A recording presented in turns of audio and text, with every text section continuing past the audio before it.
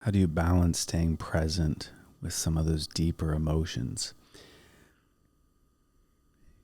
It's through reps. Like you can't build a relationship with a person without spending time with them, without meeting them. You can't build a relationship with an emotion, whether it's deep or not. You can't build a relationship if you haven't taken the time to get to know that emotion. If you haven't let yourself cry, then tears are a stranger. You have to allow yourself to at least become an acquaintance with some of those deeper emotions. I'm not an angry person is a blatant non-acceptance of who you are. So you're not wanting to be something into the world, and by doing that, you're not acknowledging something very deep within you and primal within you.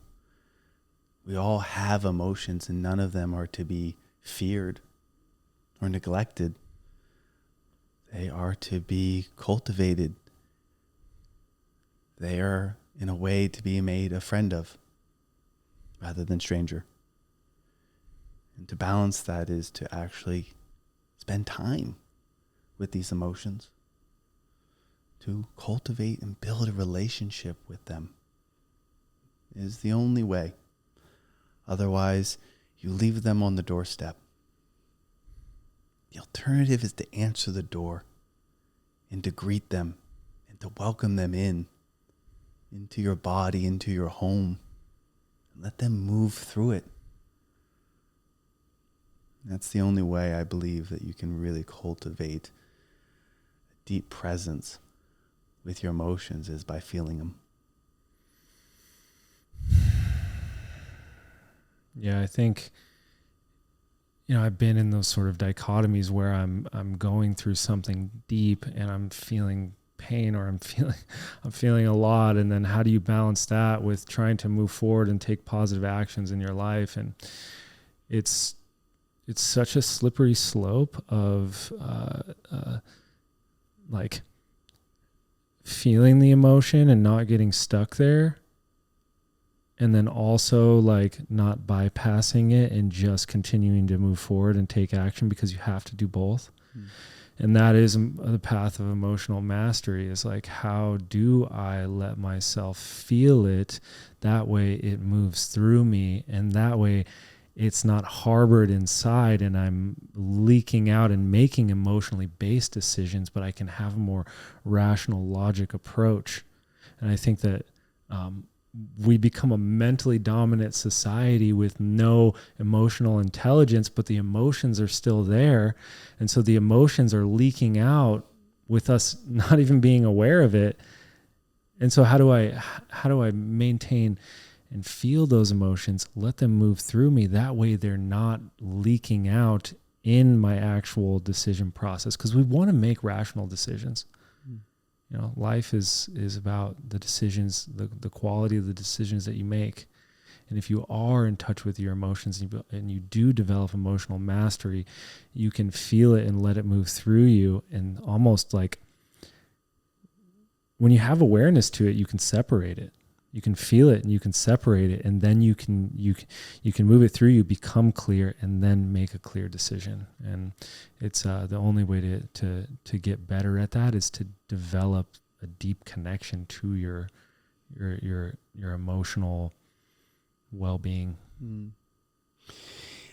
Body is nature. Yeah.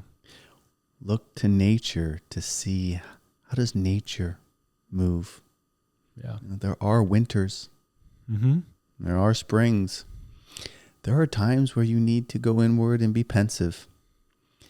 It's being okay with winter. Yeah. It's being okay with spring and summer and the cyclical nature that exists.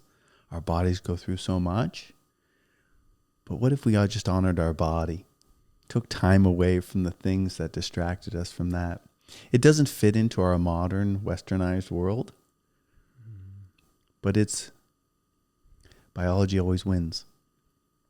And at the end, it is the ultimate game. So it's really a restructuring, not just emotionally, but probably even societally. Can that happen? I don't know. It's really hard to do it without community. Mm. It can be very lonely. If you don't have people to share your experience with, it can be very isolating. And I say this all the time, but we need each other. Yeah. You never know when you might just be saving someone's life just by checking in on them. Yeah. Isolation is the ultimate punishment in a way. If you go into the penal system and you look at actually a prison, and for those who are not even abiding by the prison rules, you're isolated. You're locked into a cell by yourself in the hole. That's like the ultimate punishment. It goes to show like how actually damaging it is for our mental, emotional, spiritual bodies. It is the ultimate punishment. And we're doing it sometimes to ourselves. Yeah, I think I've heard this in shamanic cultures. What they do when people are going through something, or perhaps mentally sick, or emotionally unstable, or really moving through a lot of things, is they do the opposite of isolation. They put them in the center of their song and dance circles. Mm-hmm. They sing to them. They dance with them. They laugh with them. They cry with them. They be human with them. And it's like, I've heard this quote before. It's like, can you continue to sing the song of life so that those who forgot the lyrics can remember them and sing with you? If you want to experience the power of somatic breathwork, we would love to see you at one of our community sessions.